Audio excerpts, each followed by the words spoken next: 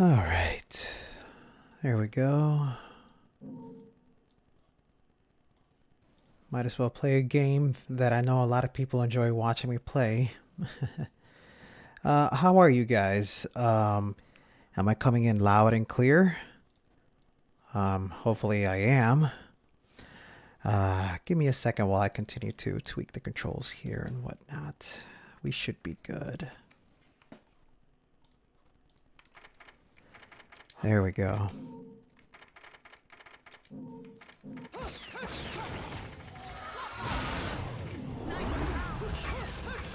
There we go. So how are you guys out there? How are you all? Hope you guys are having a good night or a good morning, depending on where you are. It is currently 10:45 here in South Florida. I should be asleep, but I cannot sleep.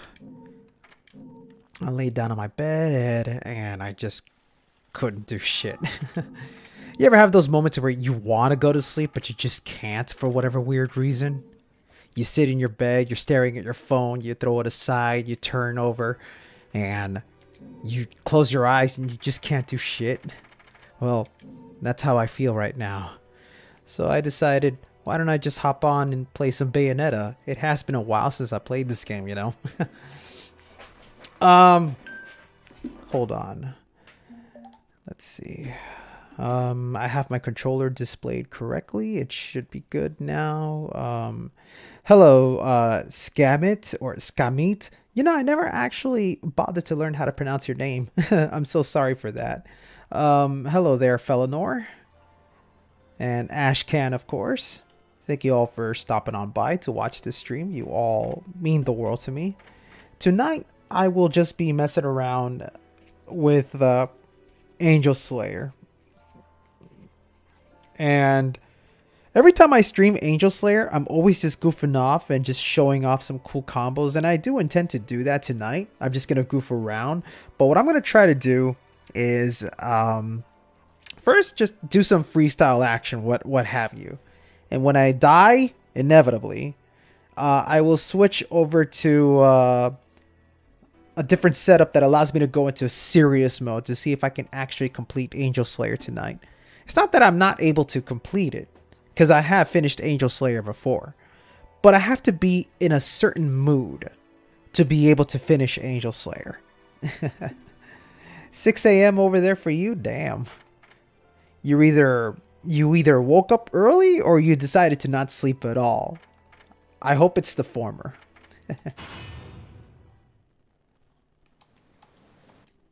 All right, let's see.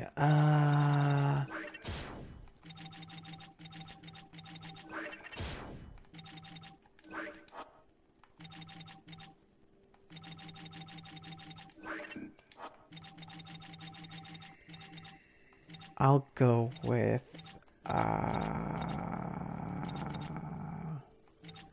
would be a really good weapon to go with this setup. You know what? I'll stick with Sharaba. Yeah, let's do it. Let's go kick ass.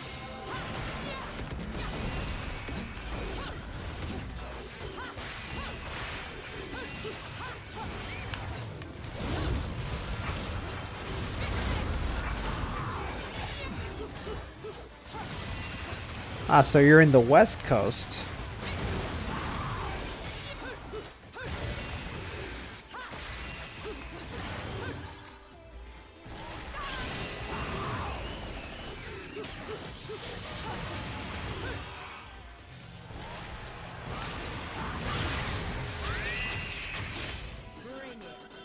There we go.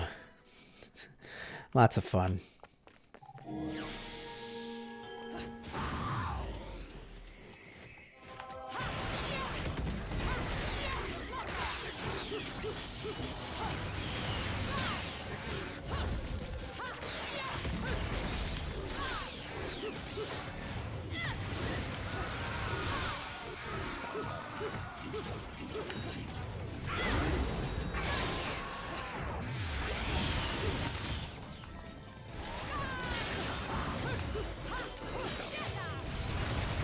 Hey, Wonder Bun!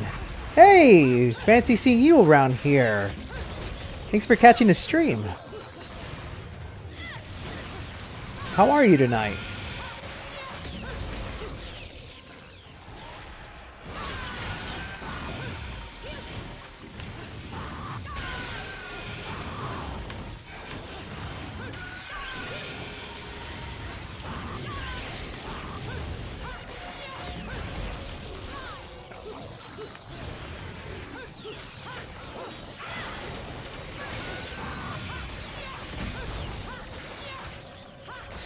Oh, and how's it going, Flight? Nice seeing you here, too. Oh, it's so great to have some people come in tonight. Thank you all for watching.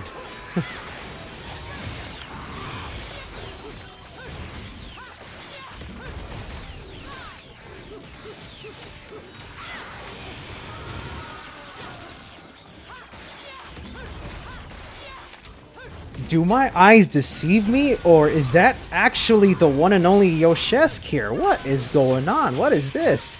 Suddenly a lot of people are showing up. It's like somebody cares about me or what? You guys shouldn't be watching me. What the hell?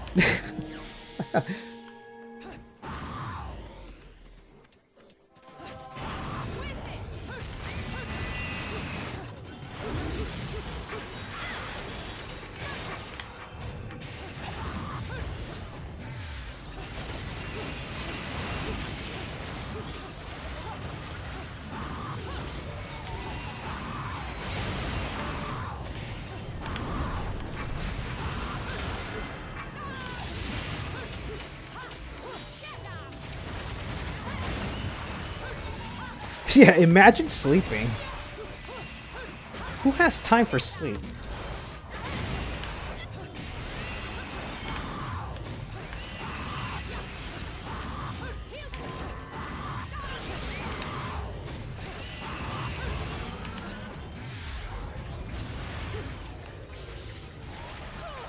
Oh, of all the things to get hit by. I know what it was. Virtual hugs all around. Thank you.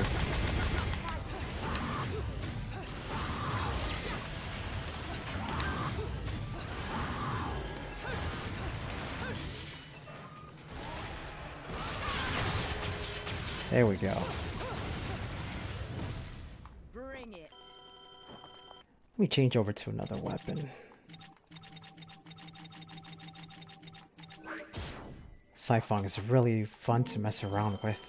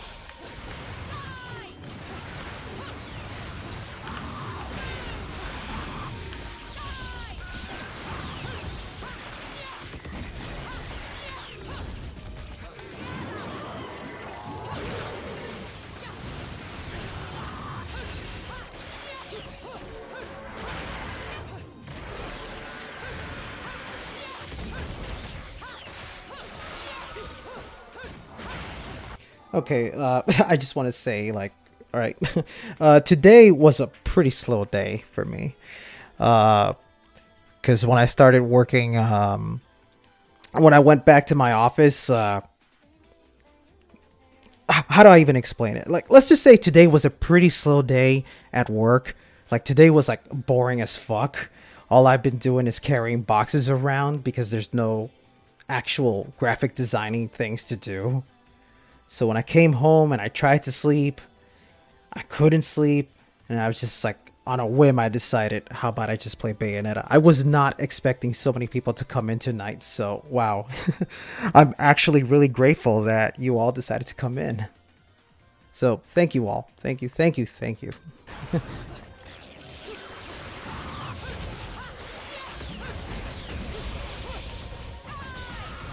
I'll be honest, sometimes I kind of feel insignificant. I'm just the one little ant in the Bayonetta community and shit. Holy fuck. Hello there, Pokey. Hello there, Zeke. Wow. There really is a lot of people out there who wants to tune in.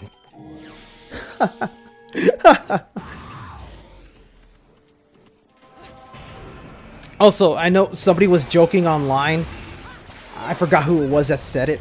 But somebody is asking me if I'm willing to do a speed run for Ring Fit. I'll only do a Ring Fit speed run once I have abs. I still have a flabby belly.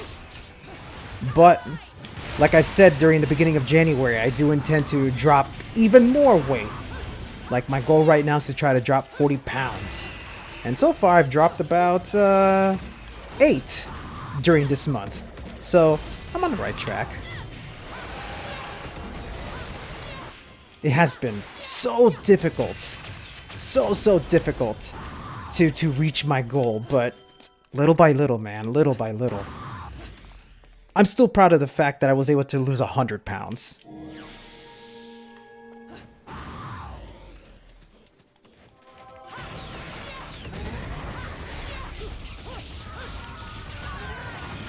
I also promise, like, at some point in the middle of the year, I'll post more progress pictures.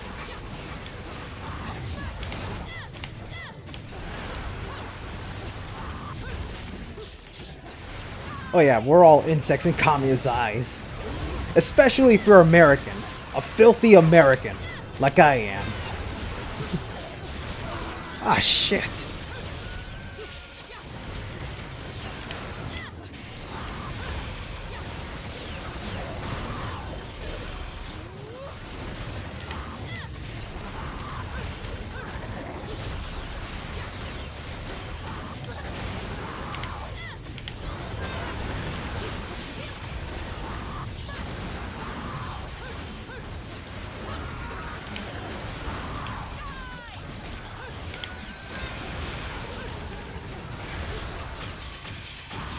There we go.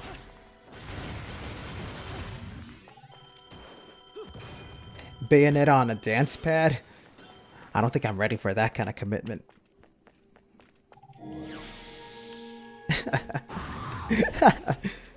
Filthy Gaijin Pigu.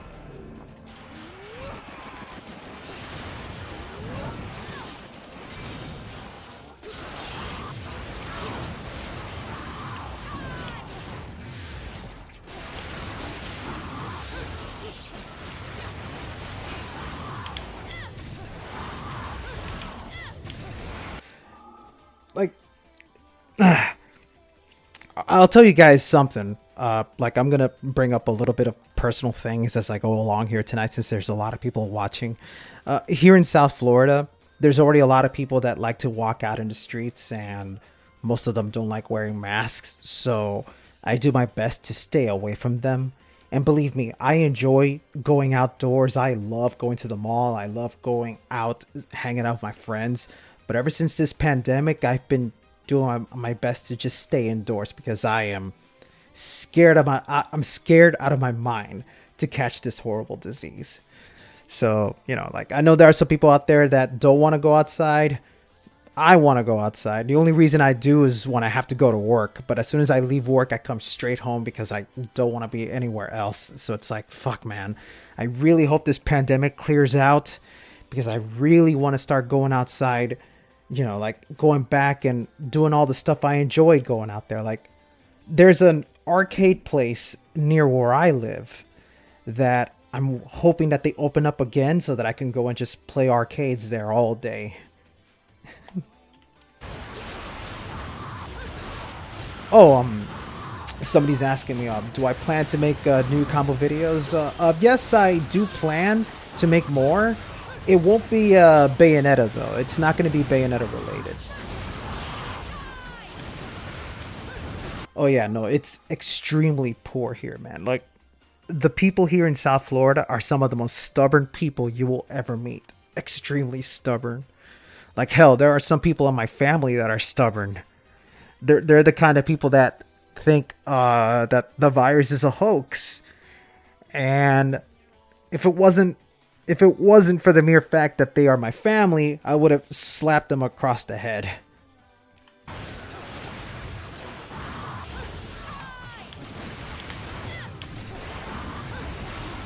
No, it's actually not going to be Wonderful 101. I'm going to take a large break from Wonderful 101 in terms of making combo videos. Instead, I'm focusing on I'm trying my best to finish up with this Wonderful 101 tutorial that I've written down. The problem right now is I tend to second guess so much about how I write my script. But I kind of feel comfortable with what I got so far, so I think by tomorrow I should be finished reading it out, because all I got to do is read the script and then, you know, record some gameplay footage, put it all together, and I should be able to have that video up by next week. I can't make any promises because I'm also really busy. You know, ever since I started going back to work, I've had to focus a lot on that stuff, and not to mention I'm also having to put in some time with my workout routine. Like, I started lifting weight, I started doing cardio again, like I'm doing a different set of cardio routines and all that sort of stuff. So in general, I don't even have enough time to play games. That's why I'm playing Bayonetta so late at night tonight.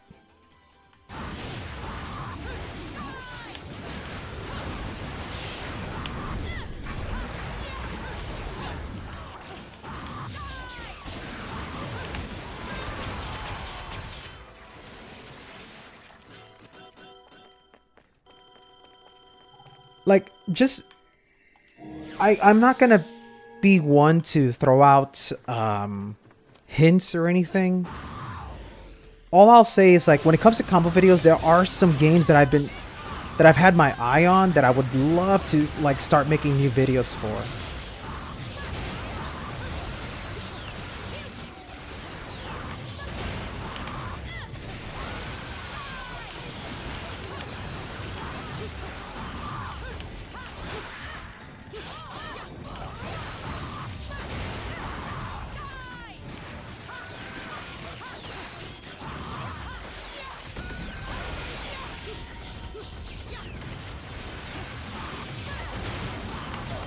Ah, the laser attack. It's always the laser that I fall for.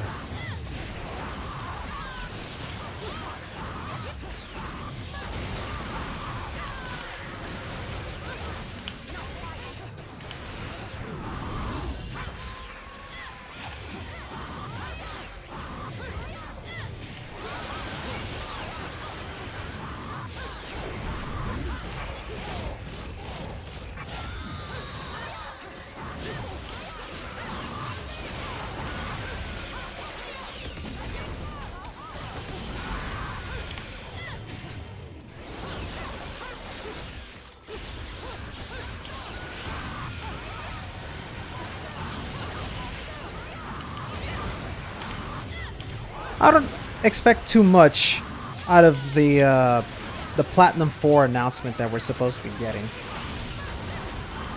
Just remember, because I pointed this out on Twitter. I don't expect the 5th announcement to be Bayonetta related. You have to remember that the Platinum 4 is related to PlatinumGames doing their best to become an independent company. You look at their history and you see, like, everything that they've announced is part of that. Like, the first thing they announced was Wonderful 101 being their first self-published game. The second thing they announced was Project GG, which is going to be their very first brand new game as an independent company. And the third thing was, you know, them finding a new office for them to move into. And then the fourth announcement was a silly April Fool's gag, which, you know, it came at a worse time because I know people were having extremely high expectations about what it was going to be. And then it ended up being an April Fool's gag and people just got real pissed off. And then we're supposed to be getting a 5th announcement, which, honestly, my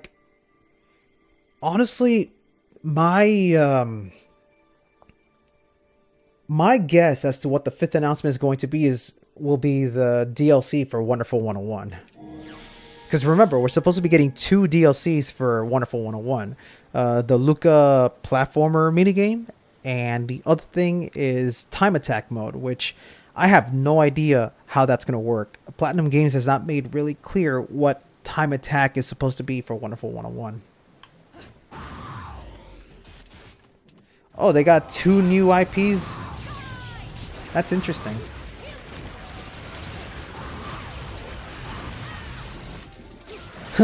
Development is going really well. Honestly, I do trust them with Bayonetta 3.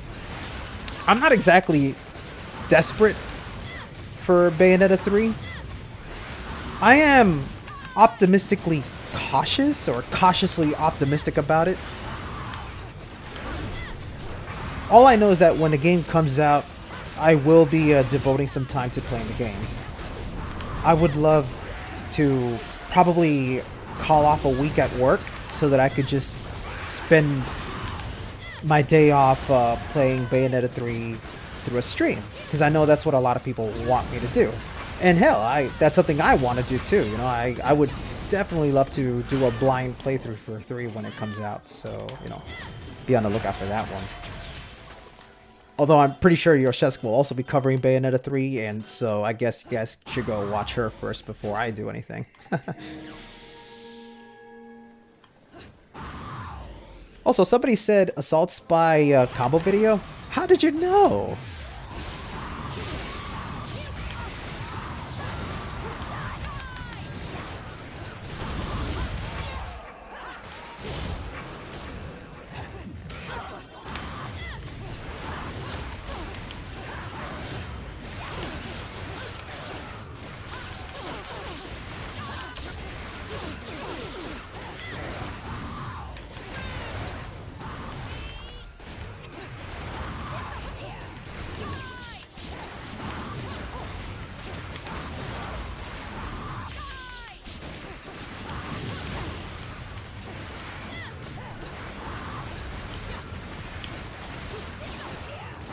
Oh, Babylon's Fall. I keep forgetting that game exists. I do hope Babylon's Fall ends up being a fun game, because my real problem with that game is that it lacks identity. It may look cool. I'm pretty sure that the gameplay is going to be tons of fun, but so far nothing about it like really stands out. You look at games like Wonderful 101 and Bayonetta and even Nier Automata, and there's a lot of personality behind those games. It's not just, oh, it's a really cool character action game. You also have, you know, for Bayonetta, you have this witch who has hair power. You have Wonderful 101, where you control 100 superheroes. You have Nier Automata, where you play a gothic Lolita doll with the biggest ass you've ever seen. And then, what does Babylon's Fall have? Like, it's... The more I look at Babylon's Fall, the more it kind of feels like a very phoned-in Platinum Games game. I really hope that's not what it ends up being. Like, I really want that game to have some sort of identity, something that makes it stand out, something that makes me go, damn, these characters are really cool, and they really do stack up to some of the other stuff that we've seen before. Raiden, Bayo, Wonder Red. They're all such amazing characters, but I see Babylon's Fall, and it's like, you know what it reminds me of? It reminds me of, what was that game that came out? It was supposed to be a launch game for the PS5. Godfall. Do you guys remember that one? I don't know if you guys saw Godfall. I remember when I first saw the trailer for Godfall, it looked really interesting. And then the more I saw the gameplay, the more I was like, it's because Godfall has the potential to be so awesome, but it's held back by Western decisions. What the fuck, man?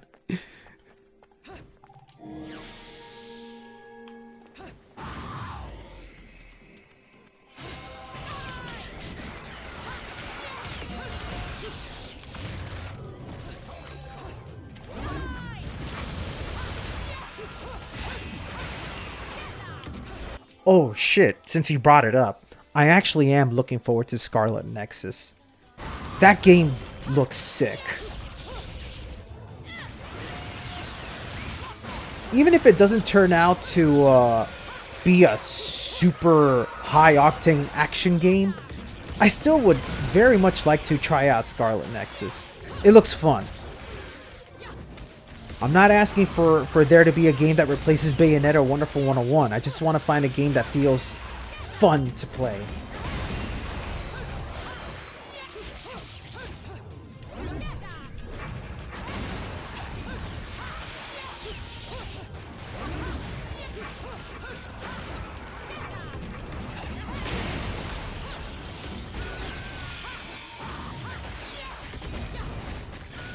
Also, how much you want to bet that Babylon's Fall is going to end up being a PS5 exclusive? Like, originally supposed to be for the PS4, but now they moved it over to the PS5. Although, I do suspect that that game will have a PC release. And I pray to God that it actually is optimized.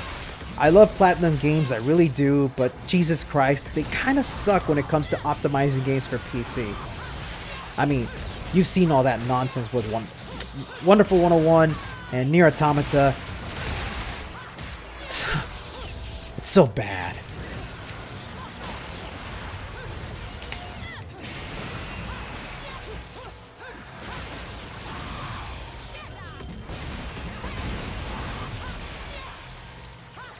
It's coming out on PC?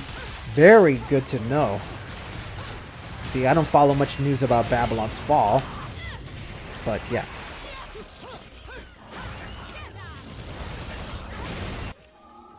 Bayo was a good PC port, no? Yes and no. If I start going into a lot of technical things about Bayonetta on PC, I'd be willing to, like, here's what it is. Like, if you want performance, yeah, Bayonetta on PC is amazing. Although, for whatever reason, Bayonetta also has like this one little issue where, like, if you're one of those unlucky players that has some kind of rig, Bayonetta will run like crap no matter how good your computer is. Which is weird because I know Bayonetta is supposed to run extremely well even on a toaster. Because I saw Digital Foundry's video. But if you're one of the lucky many that's able to get Bayonetta running well on your computer, then it is a really good port. But my problem with Bayonetta on PC is more of an audio issue. And this is where I start to be, this is where my stupid audio file history comes into play. My problem with Bayonetta on PC, as far as audio goes, is it lacks 5.1 surround sound support, which bugs me so much. Because here's the thing, like, when Bayonetta was released on Xbox 360, it had Dolby Digital support. When Bayonetta was ported to the Wii U, they got rid of the Dolby surround support, and it ended up being a stereo. It ended up being a Dolby, not Dolby. It ended up being a PCM audio for the Wii U, where it still had surround sound, but it didn't have true surround sound. Like, it still worked, but it wasn't quite as defined as what the Xbox 360 had. And then, for whatever reason, the people who ported, the people who worked on the port for Bayonetta, they used the Wii U version as the source code to port the game to PC. And unfortunately, with that came some audio deterioration. You probably won't notice it too much, but the quality for the music on the PC is actually worse than it is on Wii U. So if you want crisp, clean surround sound audio, you would have to play the game on the 360. It's like, like for me, it shouldn't be a big deal. Well, okay, for a lot of people, it shouldn't be a big deal. Like, if you're not the kind of person that cares about audio, you just want to hear the music and all that stuff, it works. It's doable. But for me, the kind of guy that likes to sit in my room and listen to all my speakers that I set up, I have 7 speakers all across my room. Like, every week, I like sitting in the middle so I could watch movies in surround sound. I'm a fucking, Like, I'm a fucking sucker for that kind of stuff, okay? I love Dolby Digital surround sound and all that shit. So when I play Bayonetta and there's no surround sound and I'm only able to hear the audio of the game from 2 speakers when it should have been all 5, there's a problem.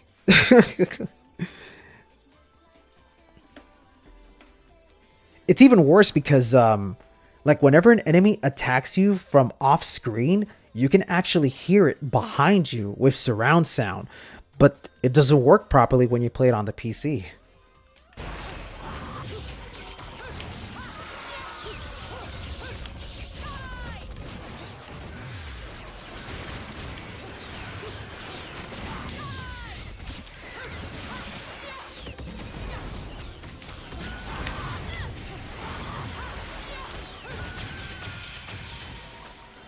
Oh yeah, I have gold-plated cables. As for what TV I use, it's a Samsung. It's a regular 1080p Samsung television. I haven't gone out of my way to get a 4K TV just yet, because right now I can't afford that stuff. I'm still a DVD viewer. I'm not a Blu-ray viewer.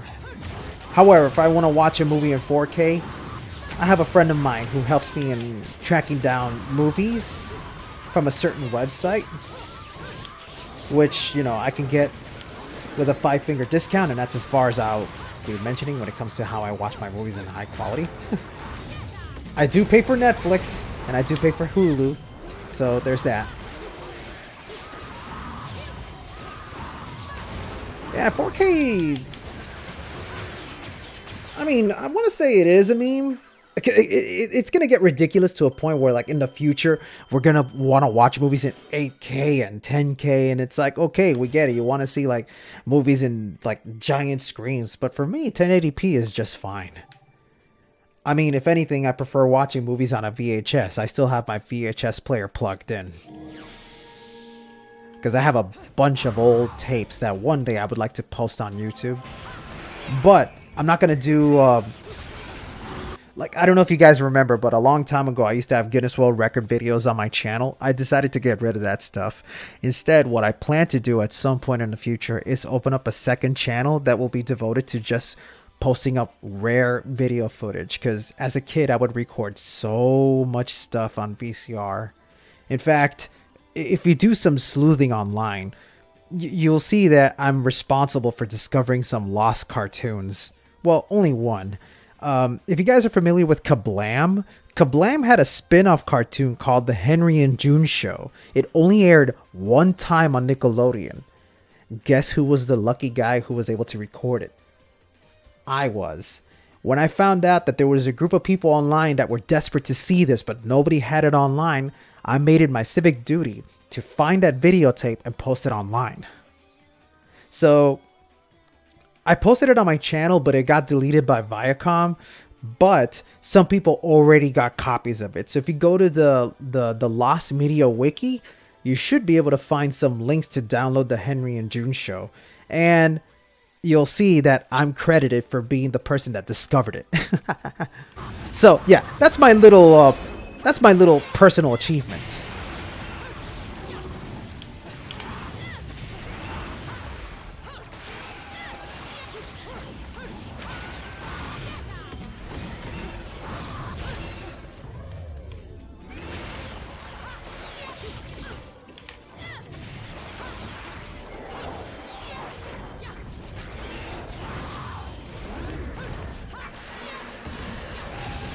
So yeah, one of these days, I will be making a second channel that's devoted to just posting up lost media.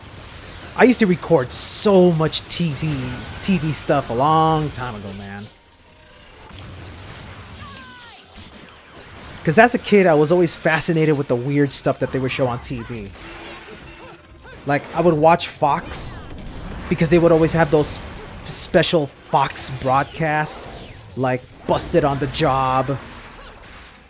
Oh, and Ripley's Believe It or Not. I used to record that TV series too. The one that was hosted by that guy that used to be in that Superman TV show called Lois and Clark. I forgot his name.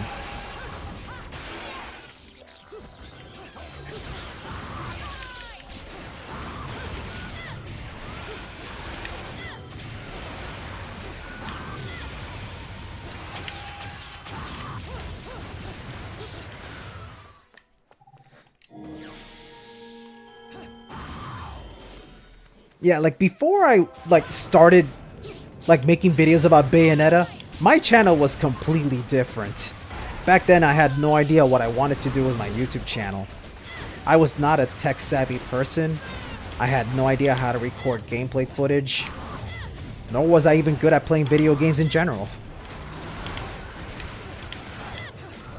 Back then I was just all about Sonic the Hedgehog.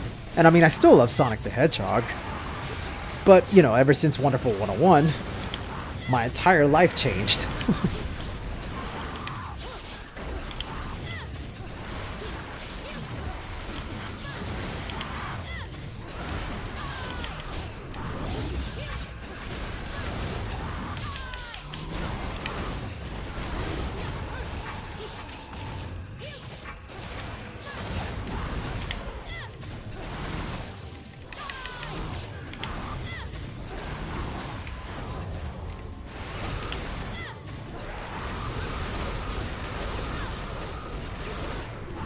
Hey man, so did I. I grew up on the Sega Genesis. In elementary school, we had the console wars. Everyone was fighting about what was better. Like, do you want Nintendo or do you want Sega? Everyone was all about Nintendo. I was the only idiot that wanted a Sega. Why? 'Cause Sonic is cool. Of course, eventually I did get a Super Nintendo. I remember my family got me a Super Nintendo as a gift. And I got it with Donkey Kong Country. And my god, Donkey Kong Country is just amazing. Like, god, if it's not Sonic the Hedgehog, it's also Donkey Kong. I love Donkey Kong. Like, I was so obsessed with those games as a child. But the thing that sucked back then was I wasn't able to, like, my family couldn't afford to buy a lot of games. So the way it worked was I owned Donkey Kong Country, but every week I had to rent games like Mario Kart and Donkey Kong Country 2 and 3. But it didn't matter to me. As long as I rented it, I would have so much fun, and Donkey Kong Country 2 was mesmerizing. Oh, you had the Nomad? Lucky you. Oh, and Game Gear as well? Yo, I gotta share with you guys the saddest story since you brought up the Game Gear. I gotta tell you, this is the most bullshit thing that happened to me, and I probably mentioned it before in the stream, but since there's a lot of people who are watching, I'll share it with you guys. See, here in South Florida, many years ago, like, our school used to have a program called Jump Rope for Heart. I don't know if you guys have ever heard of that. I think it's a South Florida thing. But basically, it was a program where students would be given a supply of jump rope stuff, like t-shirts and jump rope equipment, all sorts of things to try to make kids active, right? And it was kind of like those things where, like, people are raising a fundraiser by using the chocolate bars. You know, they would sell chocolate bars so they could get the money and whatnot. So anyway, the Jump Rope for Heart program had this thing where if you were able to sell enough packages, you would earn a lot of points, which you could redeem to get a prize. The number one prize was a Sega Game Gear with Sonic the Hedgehog. When I found out about that, I was like, I need it. I want it. I crave it. So I did everything I could to be part of the program. And sure enough, yeah, like, my family signed me up. I got a bunch of jump rope equipment. And so I started going door to door, doing everything I could to sell jump rope equipment. Shirts, jump ropes, programs, all sorts of shit. And I actually did a pretty good job of selling them. I don't know what I did. All I know is, like, I remember my mom and dad were helping me out, trying to convince their families to, trying to convince everyone in our family to buy these things. And I was able to collect enough points. I got enough points to redeem a Game Gear. So on the day that I went in to turn in the points and tell them, hey, I can get a Game Gear, the school looked at me and they were like, I'm sorry to say this, but we don't have a Game Gear. And I was like, what? What do you mean you don't have a Game Gear? You mean to tell me that I spent all this time, all this work, just to tell me that you don't have a Game Gear? Why? And the reason why they didn't have it, and this is absolute bullshit to me, and I will never forgive my school, is they didn't think anyone at our school was going to be able to make enough points. Instead, when they were given the Game Gear, they sent it to a different school. They sent it to the American High School. And I was just like, you bastards! Oh, God! I have the t-shirt. I still have the t-shirt.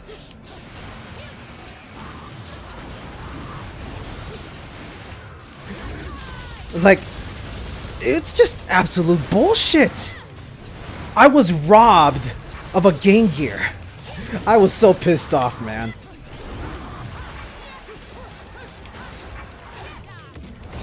It was rigged. It was rigged, I tell you. I will never do jump rope again. All it does, it gives me horrible memories.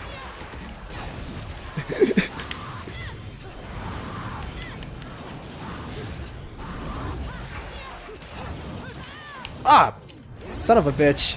I actually wasn't paying attention to what I've been doing this whole time. Like, I'm playing on autopilot right now, so forgive me if I'm not doing anything really cool right now.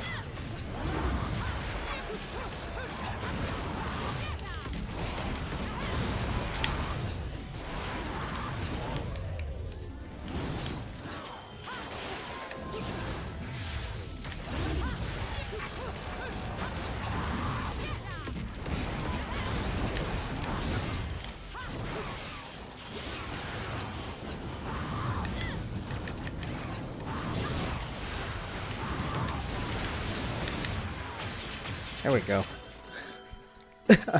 So yeah, horrible childhood.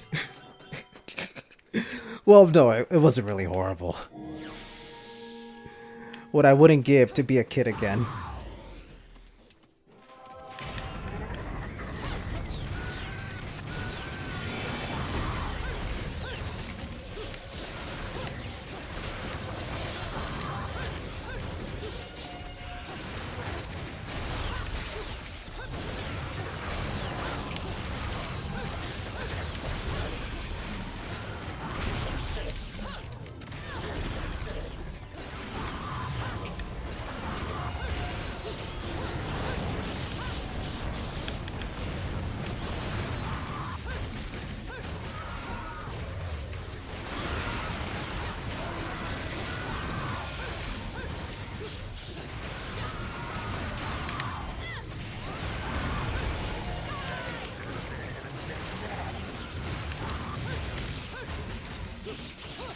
I'm not usually the, Oh, wait, hold on.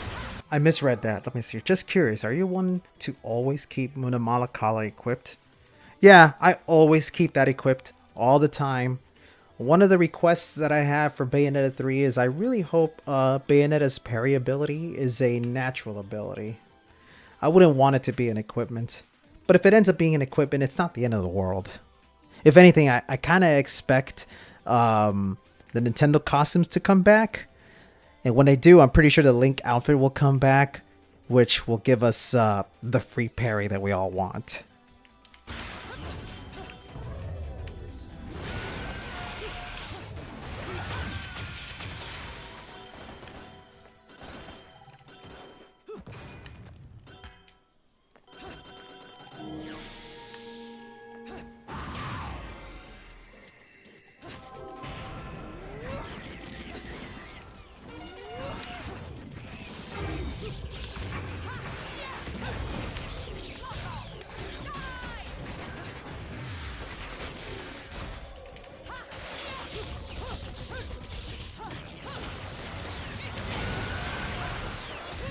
Oh boy, I got hit.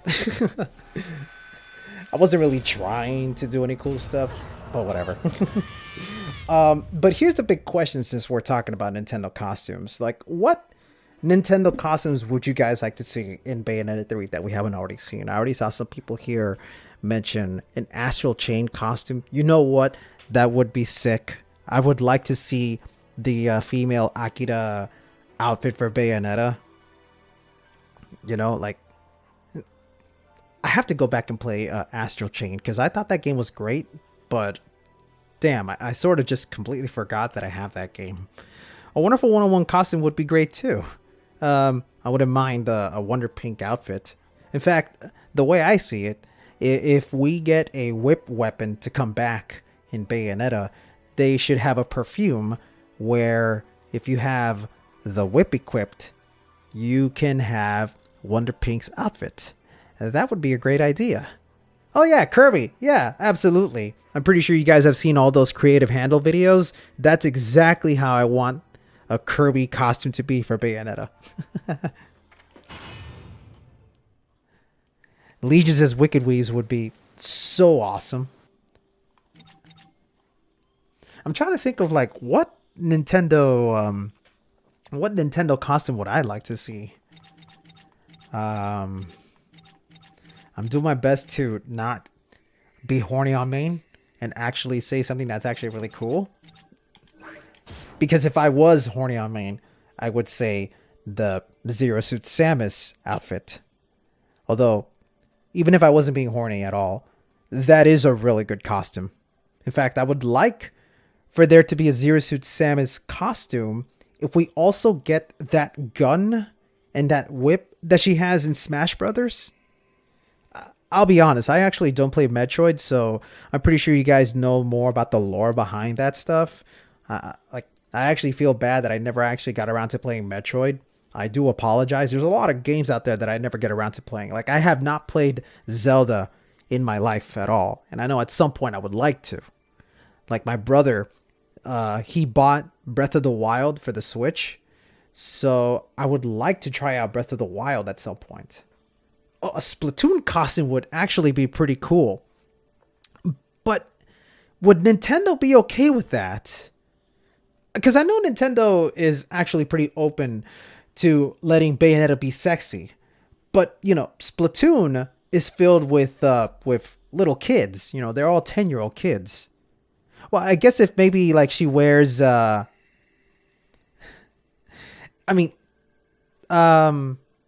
guess if we go with the Callie and Marie costume, I guess that would work. If anything, I would love for there to be a Marie outfit, because that's the one that resembles Bayonetta a lot more.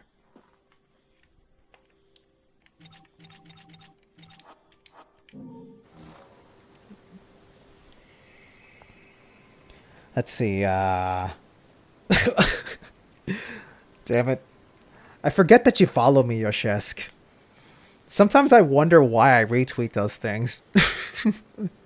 I apologize ahead of time for being a man. Men are absolutely stupid, alright? I am fully aware of this. I have done some of the stupidest things out there to try to get the attention of the ladies, and it never works.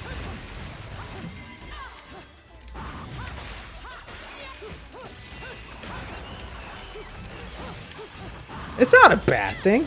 It's never a bad thing.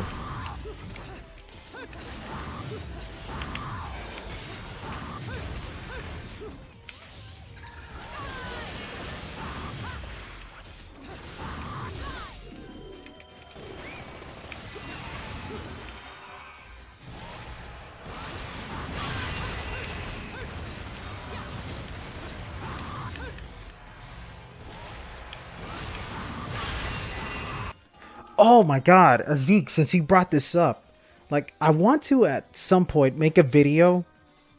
I don't even know if I'll get around to this, but actually, like let me not talk about the video. Let me talk about one thing. Since you brought up the feathers, I really do think that the feathers that Bayonetta has is a total missed opportunity. Like, I really think they should improve on the feather system. And one of the ideas that I've mentioned before, let me see, because I'm so sorry, like I'm at a loss for words. I really suck at speaking for whatever reason, but Let me finish up and let me finish fighting this dude so I could demonstrate what it is I want Platinum Games to do with the feather system. See, because normally when you're in Crow Within, and you summon the feathers, it looks really cool. And it does work kind of like Virgil summon swords. But my problem with the feathers is that the moment you press the same button that you used to activate the feathers, it immediately activates. Same thing with the punch version. If you have these feathers that is aimed towards the nearest enemy, and since punching is like the most common button for you to press, the moment I press punch, the feathers are immediately wasted. I honestly think that for the feathers to have a more significant role in the game, I really think that instead of making it where you press punch or kick to summon the feathers, you instead press the pistol button. I honestly think that would make the game just a tad bit better. Like, I'll have the feathers ready, I'll do my combos, and then when I finish doing my combos, I press the pistol button to summon the feathers onto the enemy. It would really give just a tad bit more flexibility for the players that want to come up with even more cooler combos.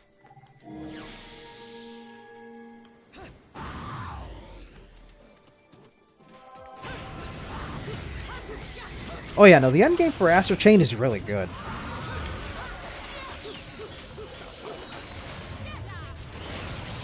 Someday I'll go back to that game.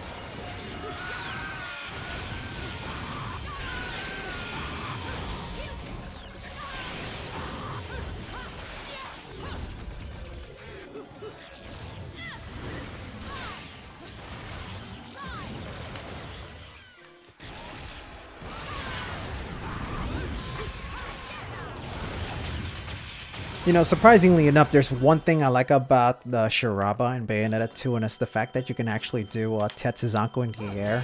I forgot you can't do that in Bayonetta 1. Oh yeah, if you're in the ground it works, but in the air not quite. So that's 1 point for Bayonetta 2.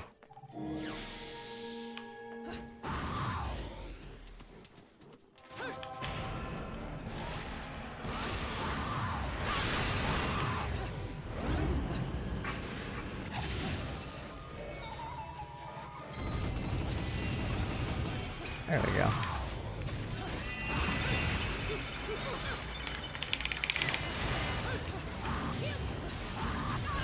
Oh yeah, no, like Astral Chain isn't really a combo-oriented game. You can certainly do combos there. There's a dude online that I follow. I forgot his name because he changed it recently. But he did a combo video for Astral Chain that was actually pretty good.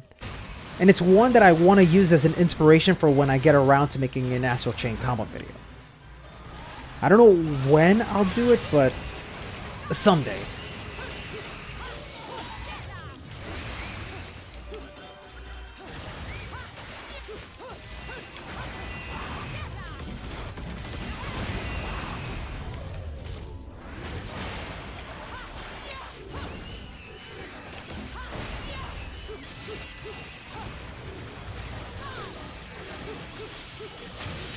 It's a shame. I know some people didn't like Astral Chain. I totally understand why. Believe me, I know why. It's the same reason. It's on the same wavelength with Wonderful 101 for me, where I can totally understand why people don't like it. Like, but unlike Astral Chain, I actually am obsessed with Wonderful 101.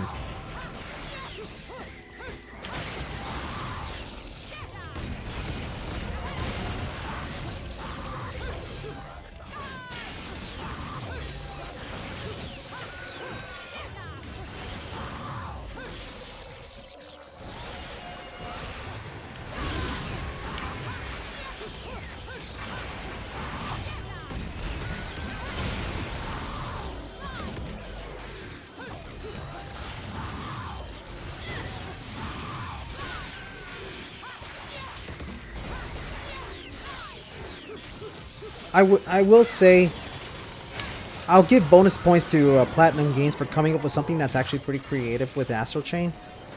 It's a very different game. It's not a game that you have to jump in expecting it to be combo oriented like some of the other games that Platinum Games has made. I treat it more as an action RPG, something kind of within the wavelength as Nier Automata. Although Nier Automata is much more resembles Bayonetta in the loosest way. I don't know if I'm saying that correctly. It's just Astral Chain is just so out there with its creative combat system.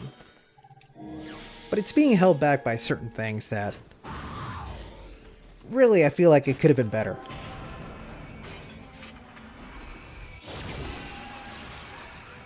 Yeah, I guess you could treat it as a tactical action game.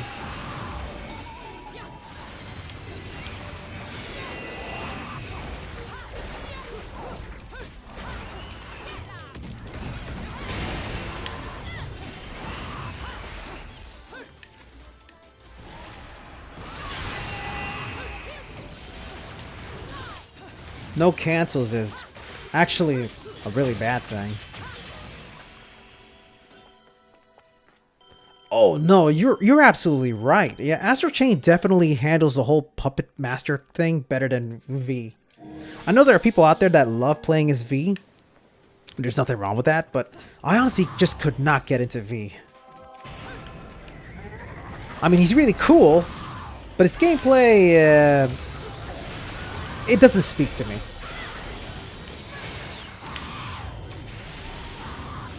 Oh, the ice cream mission. Jesus Christ, the ice cream mission.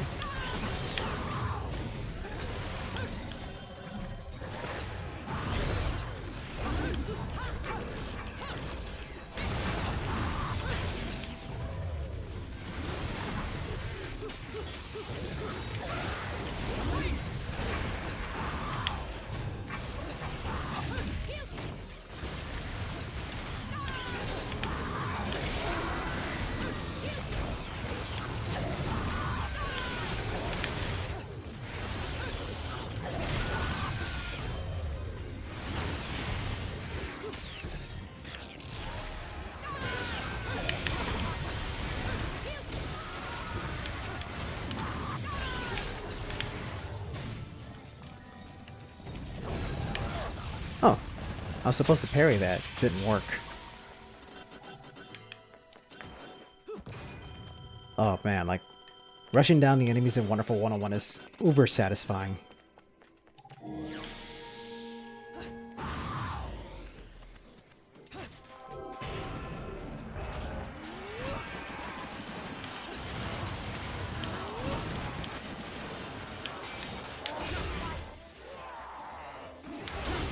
There we go.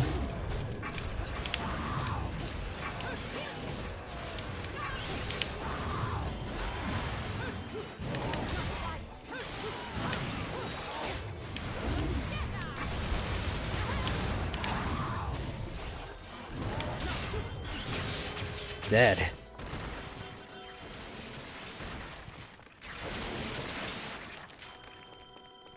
No, I know that feeling.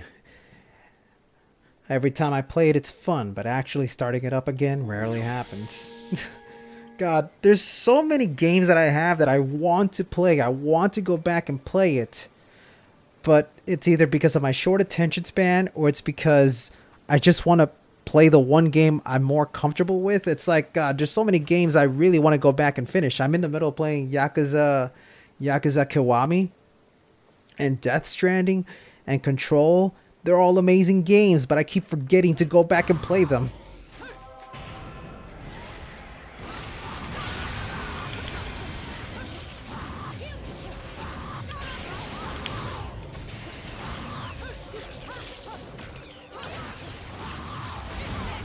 Oh yeah, and there's also that Samurai Jack game.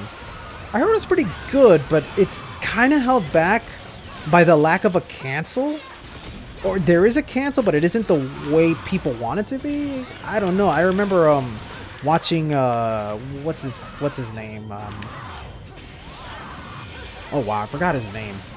He covers a lot of action games, and he threw down his opinion on Samurai Jack, and he said it was okay, but it was missing a cancel or something. And it required you to get to like level 20 before the game would be like really good. Right, exactly. Like there's the games that you should finish and the comfort games. And for me, Bayonetta and Wonderful 101 and Crazy Taxi, those are my comfort games. But at some point I do want to focus on playing other games that I want to finish, like Death Stranding. I actually am enjoying Death Stranding. That game is very, very, what's that word I'm looking for? It's very therapeutic, which is not something I can say for a lot of games, because I know a lot of people don't like Death Stranding because it's like a walking simulator. But I actually enjoy Death Stranding because of the way the walking system works. How you have to spend so much time like walking like across giant fields. It can get pretty therapeutic with the audio. Like, oh wow, like playing Death Stranding in surround sound is a whole nother world. Like if you guys ever have the chance to play it in surround sound, whether it's through headphones or if you actually have like a Dolby surround set up in your room, like crank up Death Stranding to its like to a really good audio level, and you can just get lost in the sound.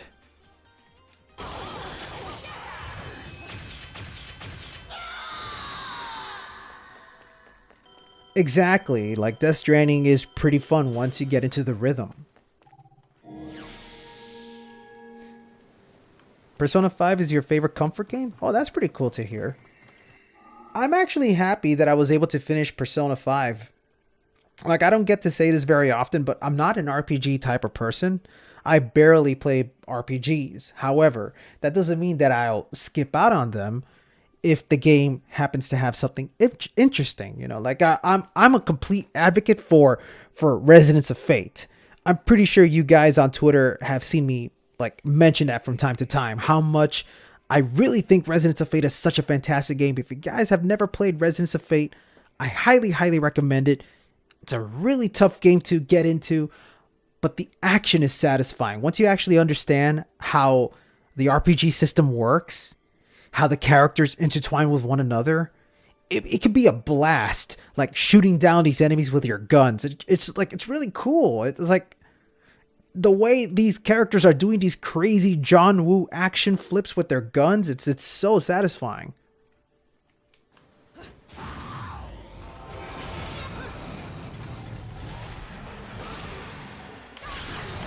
Yeah, Bayonetta is also my comfort game. Like I said before, Bayonetta, Wonderful 101, Crazy Taxi, those are my comfort games. I don't stream Crazy Taxi. In fact, one thing I want to do, and I did mention this on Twitter at one point. One thing I want to do is I want to stream Crazy Taxi, but I want it to be a stream where I actually attempt to go for a high score. Because I've been close. Like, one of the things I want to do at some point in my life is I want to break the world record.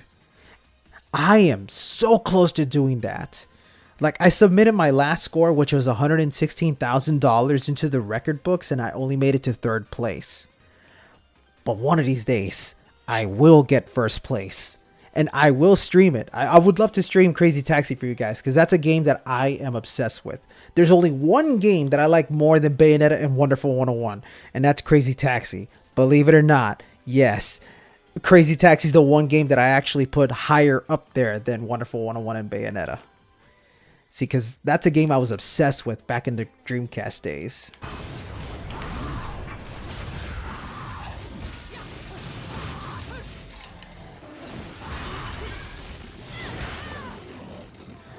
Fighting games, you know what? My favorite fighting game to play as a comfort game is Marvel vs. Capcom 3 and Blaze Blue.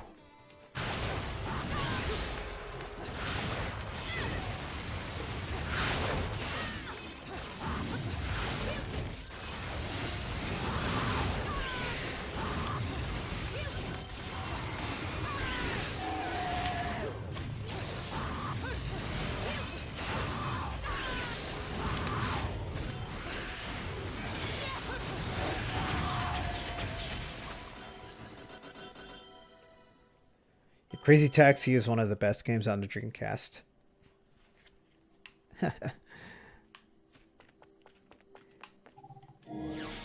One day you'll see. Like one of these days, I'm going to stream Crazy Taxi. Since Twitter and YouTube does not play nicely with copyrighted music, I will prepare a soundtrack to go with the stream.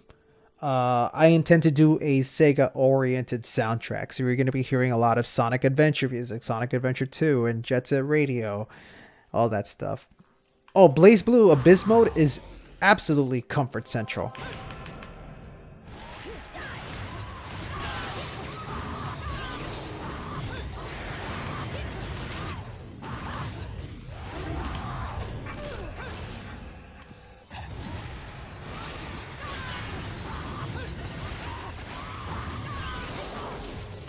Wow, no, seriously, there's a lot of people watching tonight.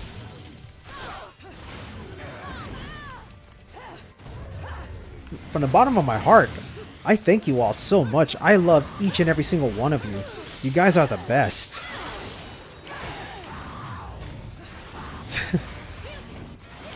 I like rambling on about my stories, so if you guys enjoy that, thank you so much. And if not, why are you here?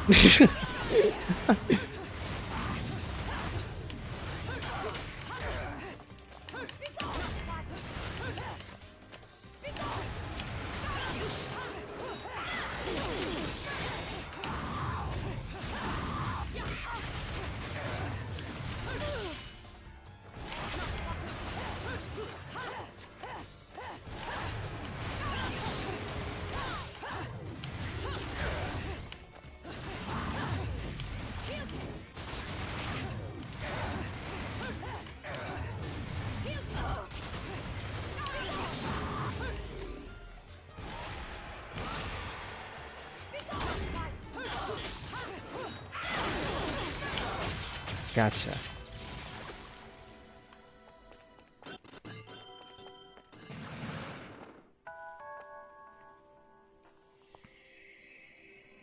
Oh, Mecha Mike, I didn't know you were unaware of how Angel Slayer works.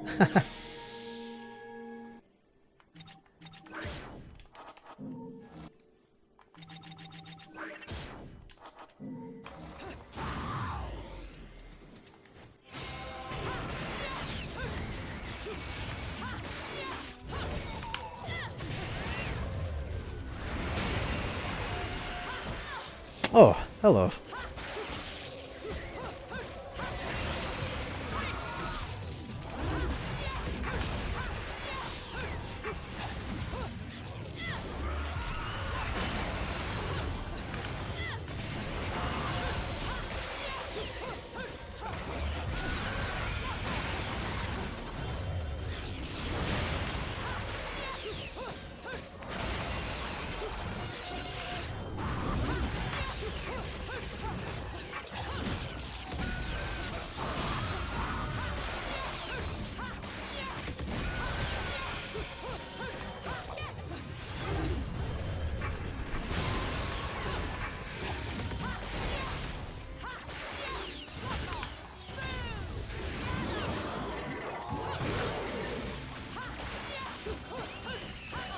You know what?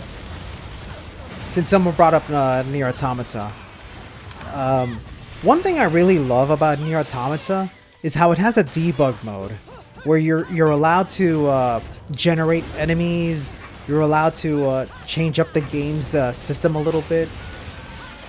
If there's one thing I really would like for Bayonetta 3 to have, outside of having actual good combat mechanics, is there really should be a debug mode that allows you to just fool around with the game system, be able to generate enemies, change the physics around, give players a lot of tools to just mess around and be creative. Also, I would like to see a photo mode in Bayonetta 3.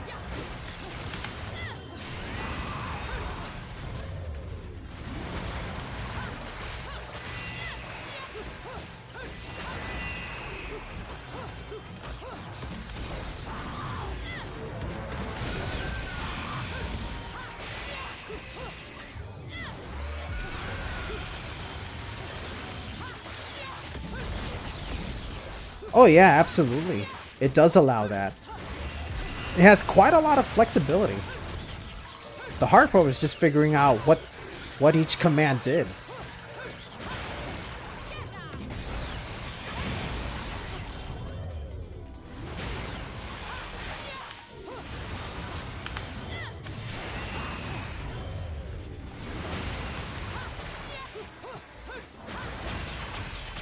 There we go. Yeah, no, Astral Chain has photo mode, and I love how they made it work. Like, they actually made photo mode work. What's that word I'm looking for? It escapes me. They made it work in universe where the camera comes from the Legion itself. So when you move the camera around, you can see like the tethered rope for the Legion. But I think you can also disconnect the camera from that, so you can make some really cool set pieces. It would be great if Bayonetta 3 allowed for photo mode. Like, I honestly think it... I wouldn't be surprised if Bayonetta 3 did have photo mode. It should. You know, I know Devil May Cry 5 has it, and Astral Chain has it, so... when photo mode... If Bayonetta 3 has photo mode, like, I can't wait to see all the fantastic photographs that people will do. Because I love spending time taking pictures.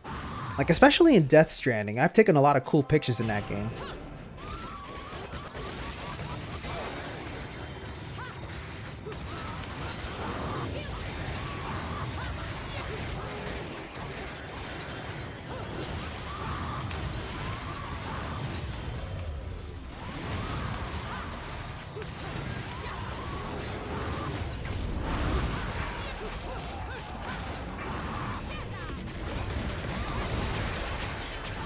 I mean, yeah, okay. Putting aside all the pervy pictures that will inevitably happen, I actually do want to see some actual good pictures.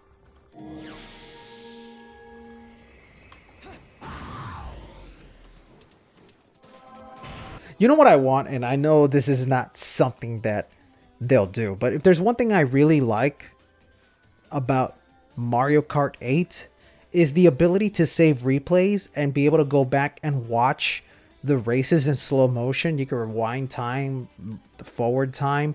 I'm surprised we don't have an action game where you can set it to record the action that you do so that you can be able to play back your combo and watch it from a different angle. I'm surprised we don't have an action game that does that. Not even Devil May Cry has that. I'm pretty sure Bayonetta 3 is not going to have it, but it would be so great if we could have an option where, like, as we're fighting enemies, we're able to hit a button and it records the inputs from the last 30 seconds or something. And then when you go into the replay data, you can watch the action from any angle. This would be fantastic, and it would be a great opportunity for players to be able to upload more stuff online on Twitter. You know, like how we already have a function on the Switch where you could just dump videos and pictures onto Twitter. With the ability to be able to record these kinds of replays, it would open up for a lot more creative videos for people to do. You know, stuff like that would be fantastic, but I don't think they'll do that, which is a shame.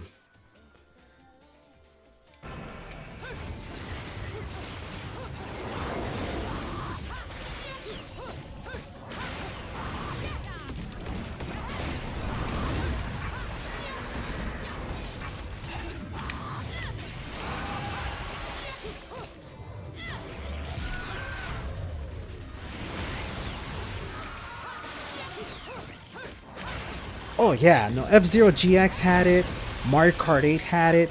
Mario Kart 8's replay is very impressive, all things considered.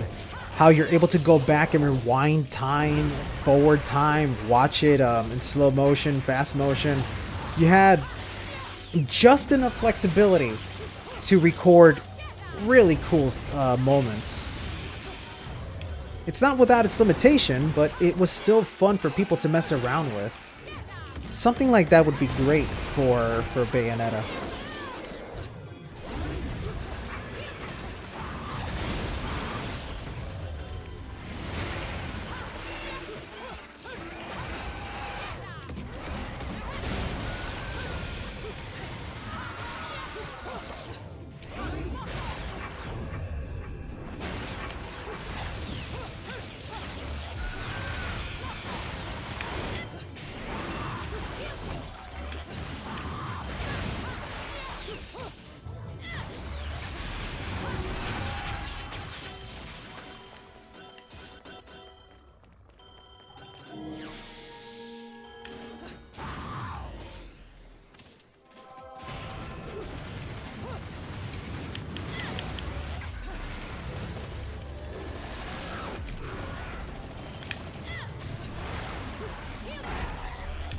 Nah, it didn't have filters.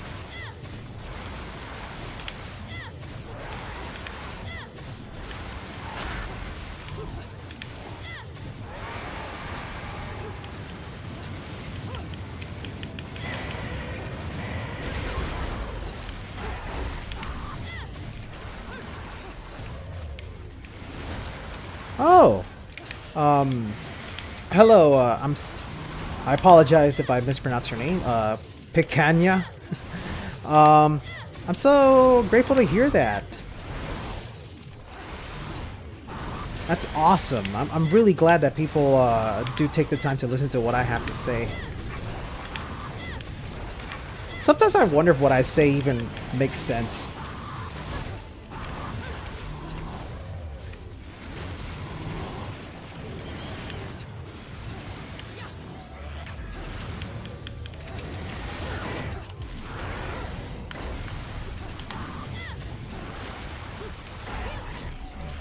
Have a good one, Zandatsu. Thanks for catching the stream. You are really cool.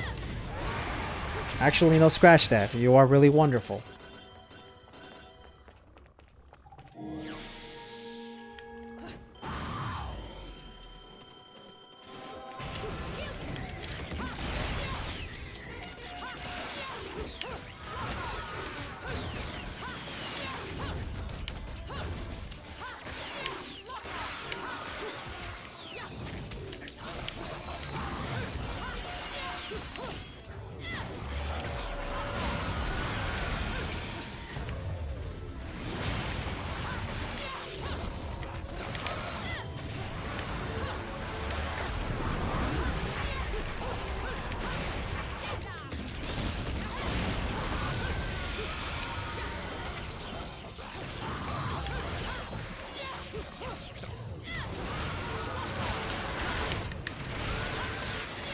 God, I hate these dudes.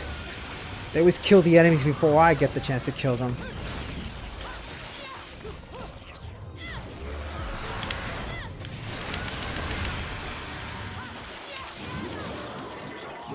There you go. Out of here.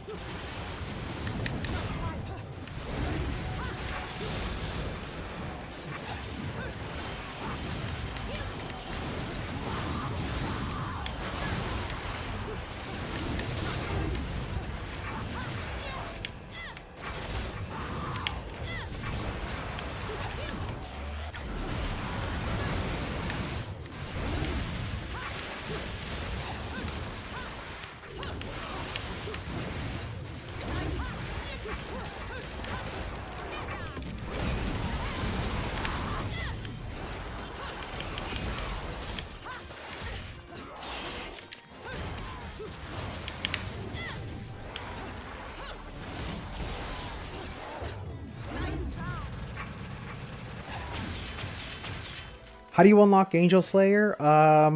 Find all the hidden treasure, not hidden treasures. Find all the angel tombs in the campaign.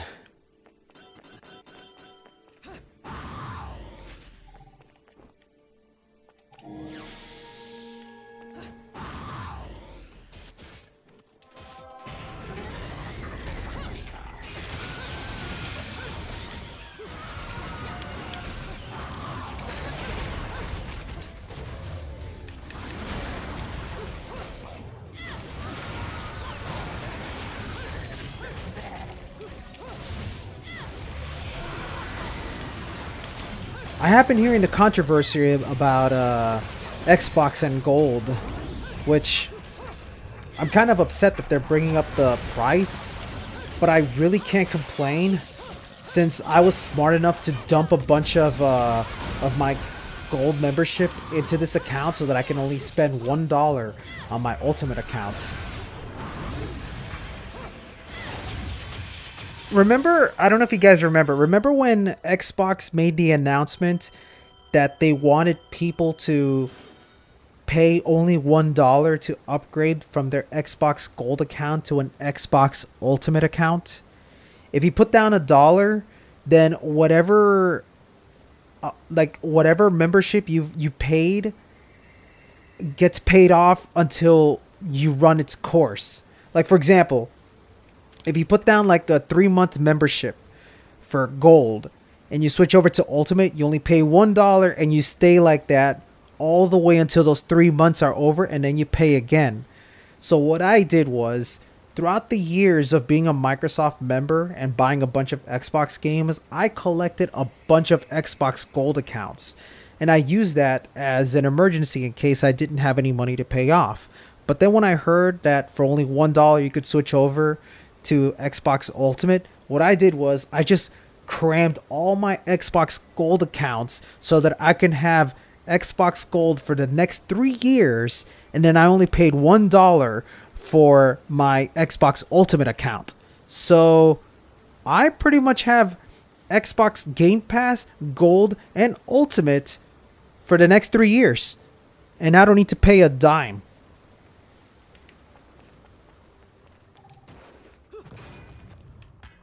So while I understand why people are complaining, I was the smart dude who figured out the system in terms of what sort of discount you could get if you switch over to Xbox Ultimate.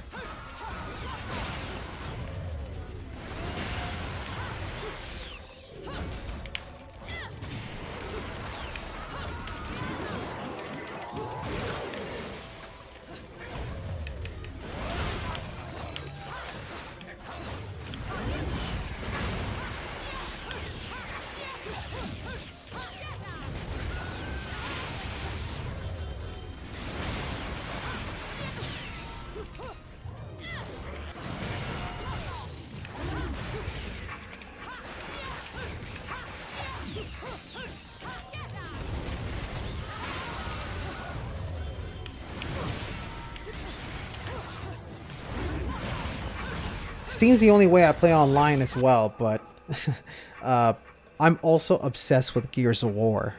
From time to time, I still play Gears of War 2 and 3 and 5, so I kind of need an Xbox account with Gold to be able to play out online. I know I'm a filthy casual, but I love Gears of War. I'm not even a Halo person. I just love Gears of War a lot.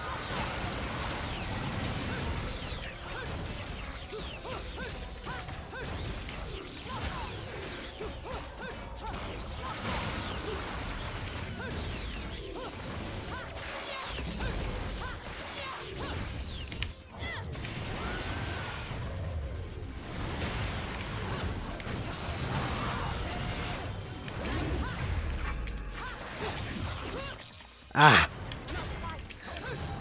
I spend too much time trying to show off, but I'm not really good at surviving.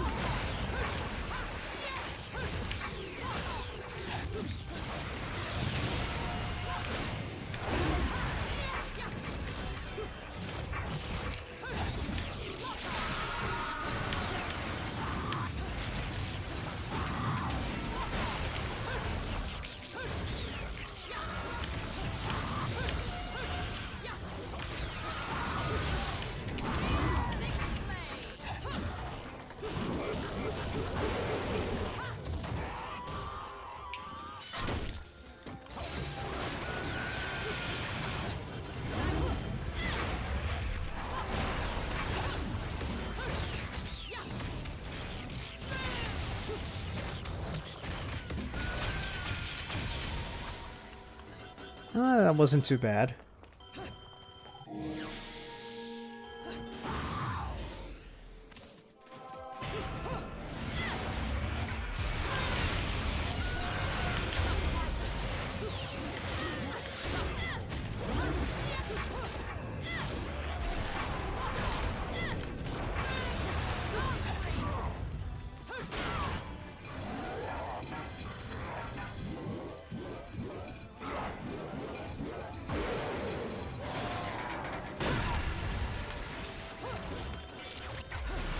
I have NSO so that I could be able to play Bayonetta 2 online with viewers. Oh man. Don't you just hate those people? The ones that tell you to shut the fuck up online?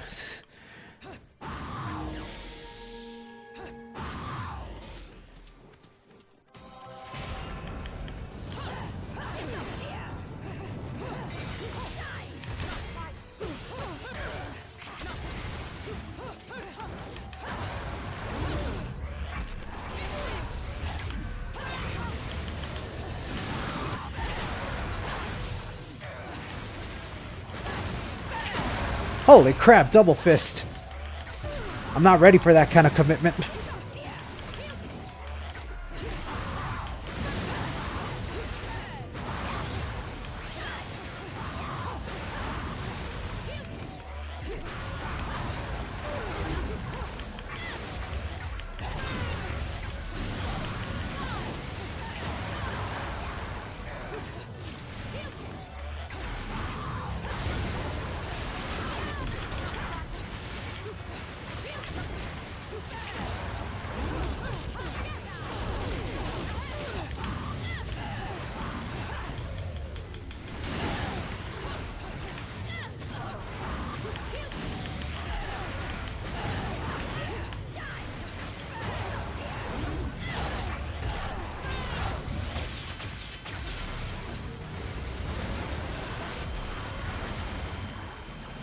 Oh yeah, later on you fight against 3 Johns. So yeah, this is just common. This is just what's that word I'm looking for?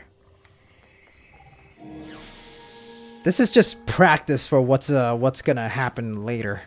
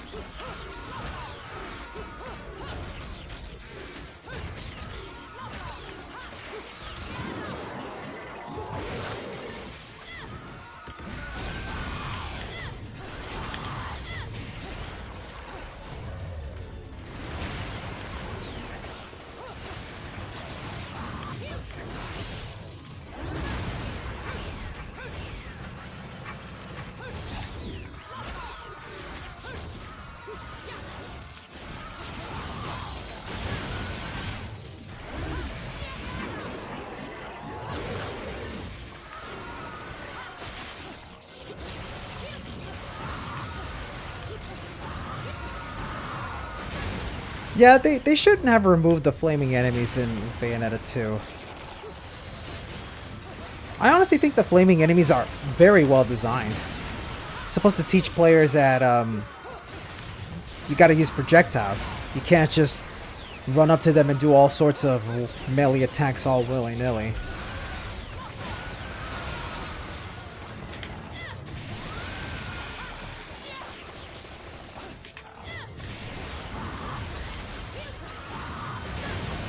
Yeah, players did hate the flaming enemies.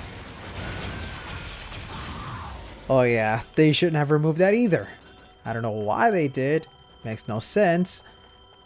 I'm almost willing to believe the reason they got rid of it is because they didn't even realize it was in the game originally. But that's me being more forgiving, I guess? I don't know if that's the right word. Oh, wrong button.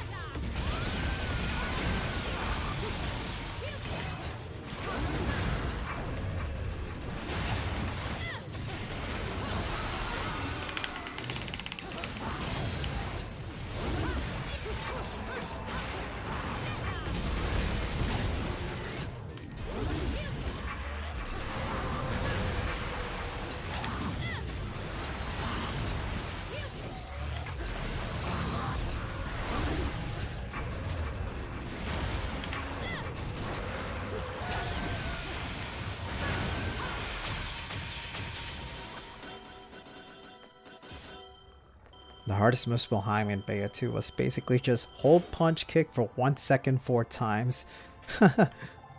Yeah, they were completely neutered. I always found it funny how in Bayonetta 2 for the stay in the air challenge, there was no stay in the air challenge. Instead it was stay on this podium challenge thing. Which kind of proves that air combos is a little harder to do in Bayo 2.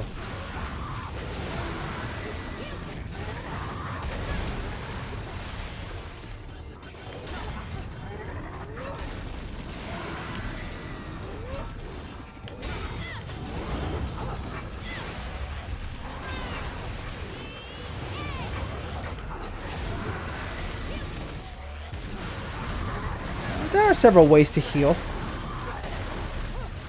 The easiest way to do it would be to equip the equipment where you have to taunt enemies in order to heal. Muna Mahakala is another way to heal, but it's way hard to do.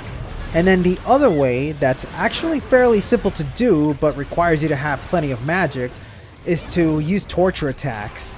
Every time you use a torture attack, enemies will drop a healing item. And I died. So somebody said watching those two Johns like fighting me felt like a mod. There's actually a really cool mod that somebody gave me. Hold on, I'm going to turn it on because this mod is a lot of fun to mess around with. Hold on.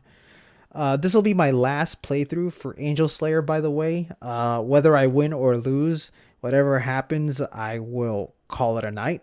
Because I am starting to get tired and I definitely feel like I need some sleep after this. Let me see if I can find it. Yep. Okay, here we go.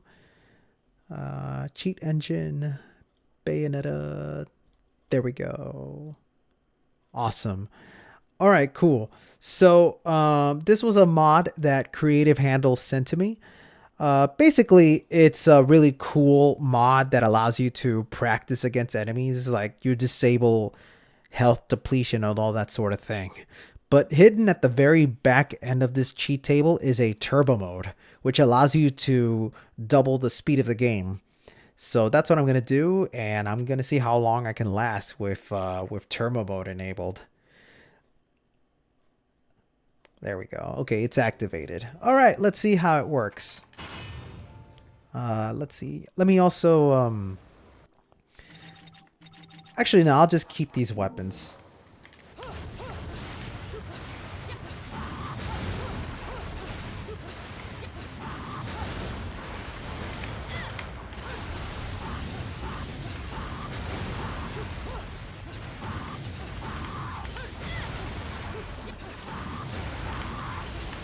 All right, let's go.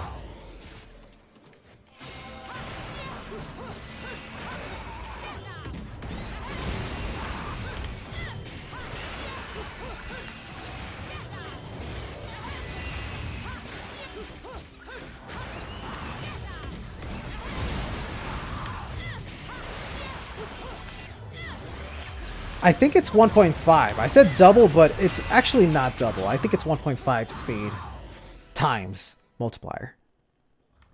Also, somebody asked what mods do I have. I actually don't have any mods installed here.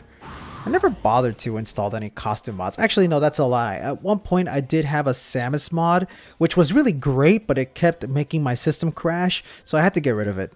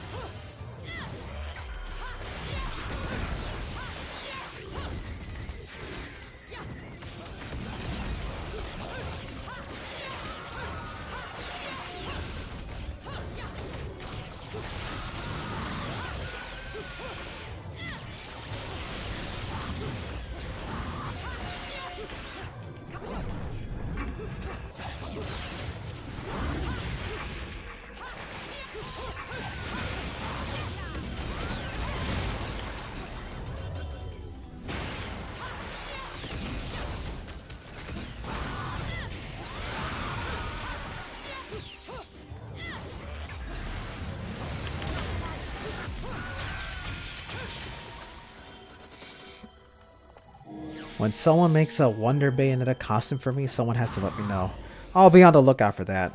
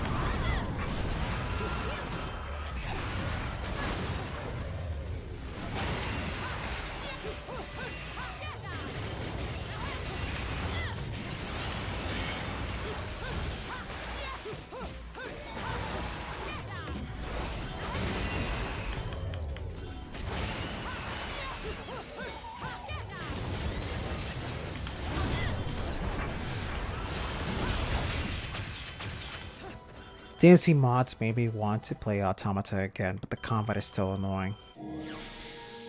I wouldn't say it's annoying, but it is kind of limiting.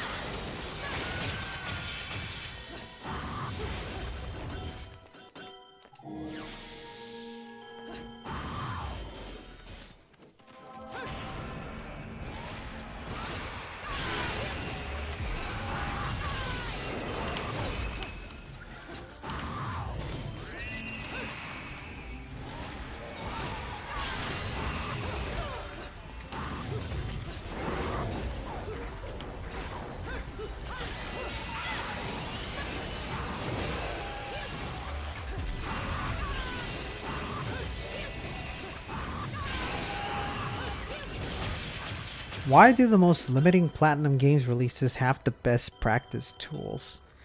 You got me there, dude.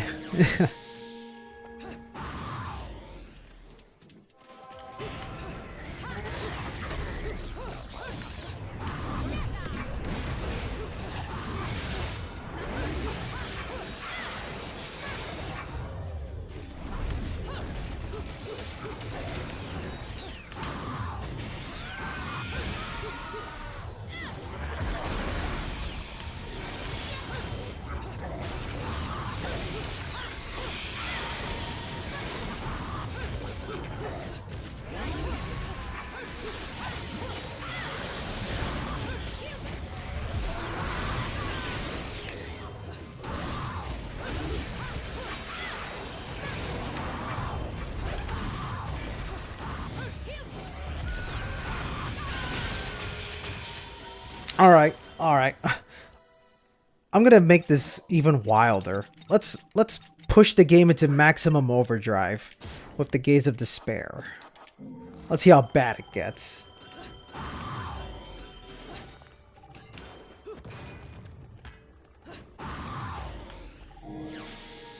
Let's see how far I can survive.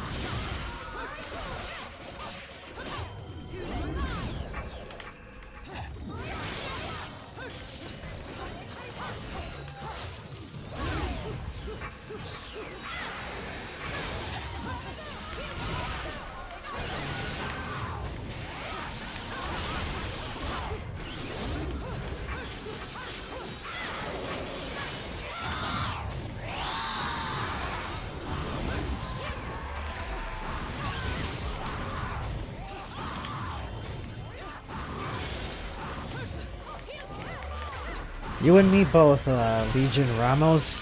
I can't wait for Bayonetta 3 either. However, I'm not desperate for it. We'll find out more info about it soon enough. But I'm in no rush. But I will say this. Once we do finally get information for Bayonetta 3, that's going to be a very fun day, because then we'll actually have a lot of things to discuss about, you know?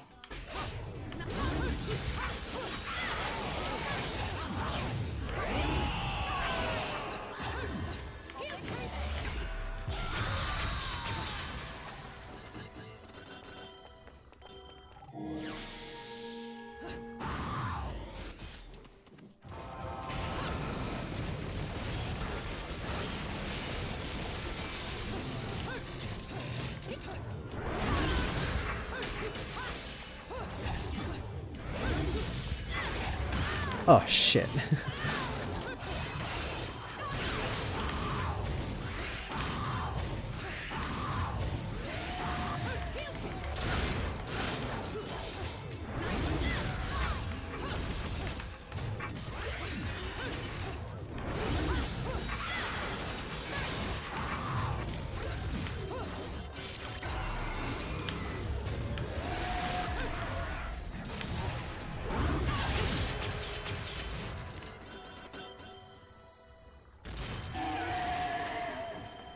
Yeah, there's gonna be so much. The all important things like new haircut, new moon song, and implication of the lore.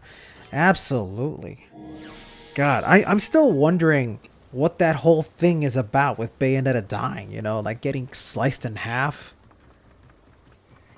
Between you and me, I kind of get the feeling that Bayonetta 3 will be the game where Bayonetta legit dies. I mean, who knows? That might actually happen.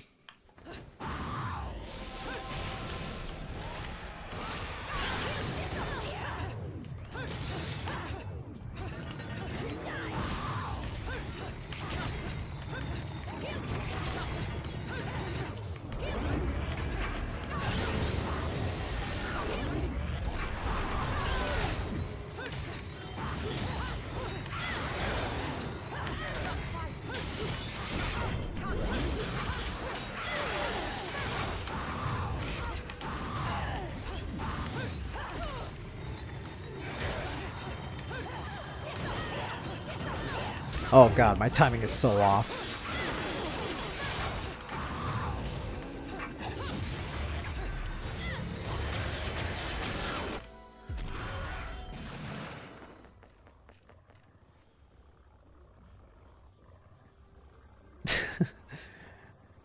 Yeah, Dante gets to be around for 5 games and Bayonetta gets only 3.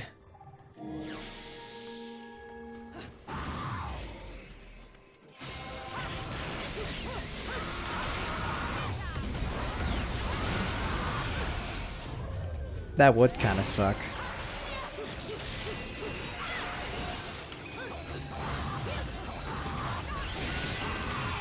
Oh yeah, no, she absolutely deserves better.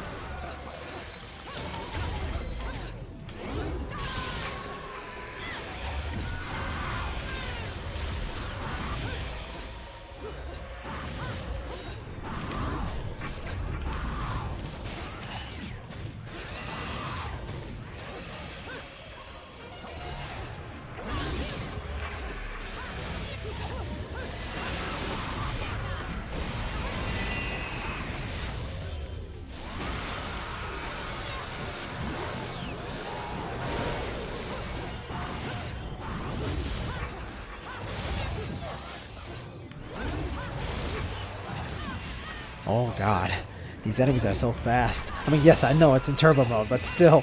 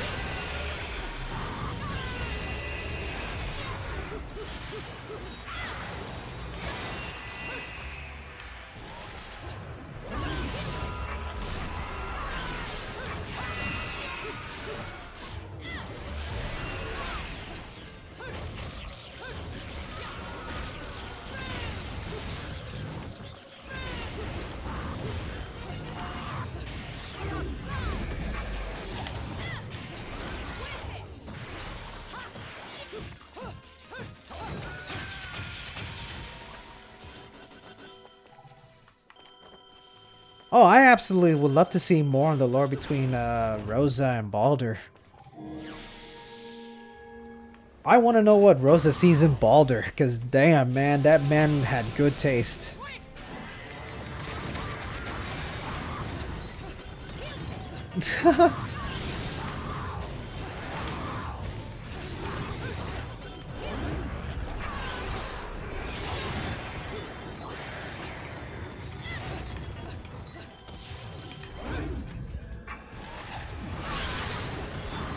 And it would, yeah, absolutely. I think it would be great if we could be able to play as the other characters in Bayonetta 3.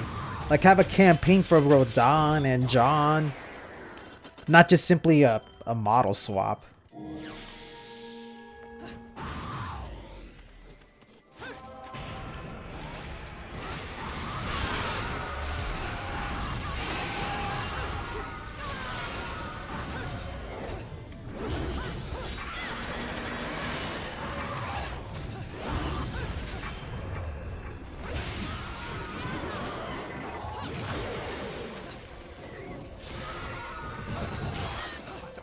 Oh boy, I'm gonna die. Horribly. There it is. I'll chalk that up to me getting pretty tired. So I think I'm gonna wrap it up now. Yeah, let me go ahead and just back out. Return to the title screen. There we go. Alright. Anyway, I do hope you guys enjoyed the stream tonight. This was just one of those things that I decided to do on a complete whim. I genuinely was not expecting a lot of people to show up tonight. It's Friday night over here. I would have expected a lot of you guys, not you guys in particular, just people in general, would be too busy having fun to come in and watch my little old stream, you know. but seriously speaking, no, you guys are the best. I love each and every single one of you. Tales of Jade, Last Gogeta, Not So Sound, Wonder Bun. I love you all. Like, seriously, you guys are awesome. I'm just a tiny ant. So it's always wonderful when I see people stop on by and watch my stream. Especially you, Yoshesk. I'm genuinely surprised you decided to stop on by. But I thank you dearly. Like, and I've said it before, like, your stuff is incredible. You know, like, the videos and all that stuff that you made was a huge inspiration for me to, you know, try to get better at Bayonetta. I honestly think that if it hadn't been for your videos and if it hadn't been for Wonderful 101, I probably would have completely rage quitted Bayonetta altogether. I don't know what possessed me to get back into that game after I enjoyed Wonderful 101, but I'm so glad that I did because now I actually love this game. Like, if you guys listen to the podcast that I did with Vash, the Shell Bullet, that's where I explain a little bit more about my history with Bayonetta. Because a lot of people are always shocked when I tell them I was horrible at Bayonetta, like absolutely terrible. Like, I made it halfway through the game until I rage quit it. I couldn't stand to look at the game. I gave up and I gave it to a friend of mine. But then after I finished playing Wonderful 101 and watching Yoshesk's video, especially the dodge offset video, I called my friend and I told him, bring me back that game. The one that you actually stole from me. And so I decided to put myself down to get better at the game. So yeah, no, this is awesome. I feel like this is like a really awesome reunion. Like seriously speaking, like every single one of you guys, like there's a lot of like history between each and one of you guys. Like with Last Gogeta that I've known you since the Game Facts boards, and Flight Shift, I know I've met up with you somewhere on Twitter. Like a lot of you, I know I followed you guys on Twitter. And Wonder Bun, I saw, like, the reason I followed you was because I remember you were one of the winners for the Bayonetta 10th anniversary thing, and I genuinely thought that your artworks are incredible. And I really wanted to follow you because, like, I follow a lot of artists. Like, I know you guys have seen the drawings that I've posted. One of the things I kind of don't like about myself is that I tend to be a pretty lazy artist where I know how to draw. I'm pretty decent at drawing, but I don't really do much of that stuff. So that's why I made the promise where every month I'm going to try to throw out one full colored artwork, and I'm in the middle of finishing up my Bayonetta artwork. So I hope to get that done soon. And I actually do look at the drawings that you do. Let's see. Flight Shift, you're also very talented at drawing. You, Wonder Bun, and there's also this other girl that I follow on Twitter who has done artworks for a lot of Devil May Cry fans, like Devil Never Cry. I keep forgetting her name. Her name escapes me. But I love her color work. Her color work is incredible. And I try to pay attention to how people do colors because, you know, I don't bring it up often, but I'm actually a little bit colorblind. So usually when I work with colors, I have to use like the eyedropper to make sure that everything matches correctly. And I sometimes have to look at Pantone books to make sure that the colors that I'm working with matches the same tone. So yeah, there's all that stuff. I'm rambling on. Listen, once again, thanks for watching the stream. I love each and every single one of you all. I'm going to be going to bed now. So take it easy, everybody. And as always, stay wonderful. Catch you later.